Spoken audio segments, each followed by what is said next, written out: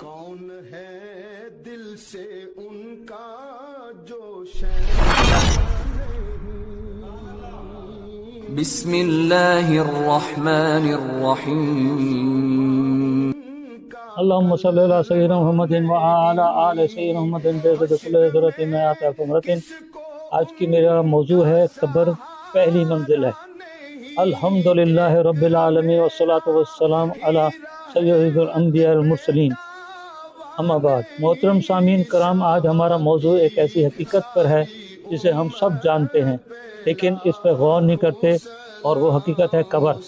اس مستند حدیث کو غور سے سنیں، لیکن کیونکہ یہ حدیث کا تعلق ایک جلیل قدر صحابی جو خلیفہ بھی ہیں اور جو ہمارے پیارے آقا صلی اللہ علیہ وسلم کے داماد بھی ہیں، وہ ہیں حضرت عثمان غنی رضی اللہ عنہ۔ جامع ترمذی کی حدیث ہے، یہ جامع ترمذی ہے اور جلد 2 ہے، صفحہ نمبر 189 ہے، اور حضرت عثمان غلام بانی رضی اللہ عنہ سے روایت ہے، اور اس میں لکھا ہوا ہے، باب قائم ہے قبر پہلی منزل۔ حضرت عثمان غنی جب کسی قبر کے پاس کھڑے ہوتے تو رو پڑتے، یہاں تک کہ آپ کی داڑھی مبارک تر ہو جاتی۔ آپ رضی اللہ عنہ سے پوچھا گیا کہ آپ جنت اور دوزخ کے ذکر سے تو کبھی نہیں روتے اور اس کو دیکھ کے رو پڑتے ہیں؟ آپ رضی اللہ عنہ نے فرمایا، رسول اللہ صلی اللہ علیہ وآلہ وسلم نے فرمایا، قبر آخرت کی منزل میں سے پہلی منزل ہے، اگر اس سے نجات مل گئی تو بعد کا معاملہ اس سے آسان ہے، اگر اس سے نجات نہ ملی تو بعد کا معاملہ زیادہ سخت ہے۔ پھر آپ رضی اللہ عنہ نے فرمایا، رسول اکرم صلی اللہ علیہ وآلہ وسلم کا ارشاد ہے، میں نے قبر سے زیادہ وحشت ناک منظر نہیں دیکھا۔ اس حدیث کو غور سے سنا ہوگا، آپ نے دیکھا ہوگا کون رو رہے ہیں، وہ جو حضور صلی اللہ علیہ وآلہ وسلم کے داماد ہیں، جنہیں آپ صلی اللہ علیہ وسلم جنت کی بشارت بھی دے چکے ہیں، جنہوں نے اسلام کے لیے بے شمار قربانیاں دی، جو غزوے میں بھی شریک ہوئے، جن کا ایمان پہاڑوں سے بھی زیادہ مضبوط تھا، وہ جو خلیفہ بھی رہے، جن کے لیے ہمارے آقا صلی اللہ علیہ وآلہ وسلم نے فرمایا، اگر میری ایک اور بیٹی ہوتی تو وہ بھی میں ان کی شادی ان سے کرا دیتا۔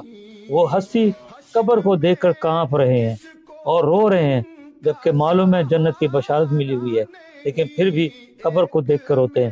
لیکن ہم مسلمان، جن کو معلوم ہی نہیں کہ مرنے کے بعد کیا ہوگا، جن کے اعمال حضرت عثمان غنی رضی اللہ تعالیٰ جیسے ہیں ہی نہیں، نہ ہم خلیفہ ہیں، نہ ہم نے حضور صلی اللہ علیہ وسلم کی صحبت میں رہے، پھر بھی ہم مرنے سے نہیں ڈرتے ہیں اور قبر کا خوف بھی نہیں۔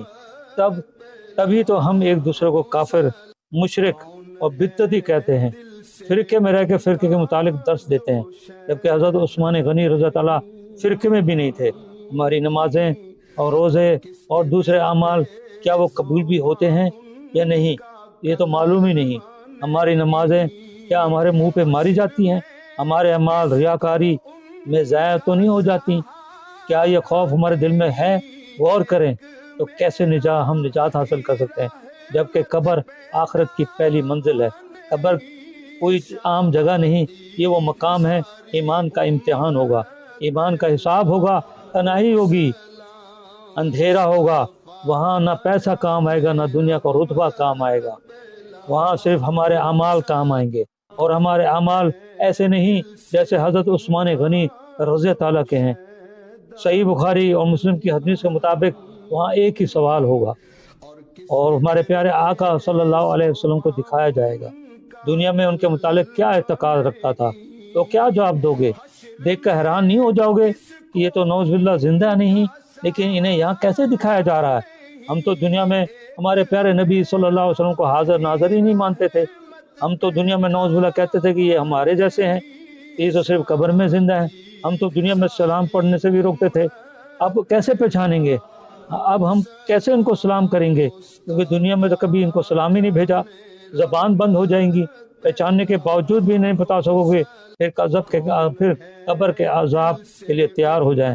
اللہ تعالیٰ قرآن مجید نے فرمایا ہے، درود اور خوب سلام بھیجو، لیکن اللہ کے حکم پر ایک تو عمل نہیں کرتے، تو دوسرے درود و سلام پڑھنے والے پر شرک اور بدعت کے فتوے لگاتے ہیں، لوگوں کو گمراہ کرتے ہیں، آپ تو خود قبر کا عذاب سامنا کرو گے تو ساتھ میں دوسروں کو گمراہ کرنے کا گناہ بھی عذاب ملے گا.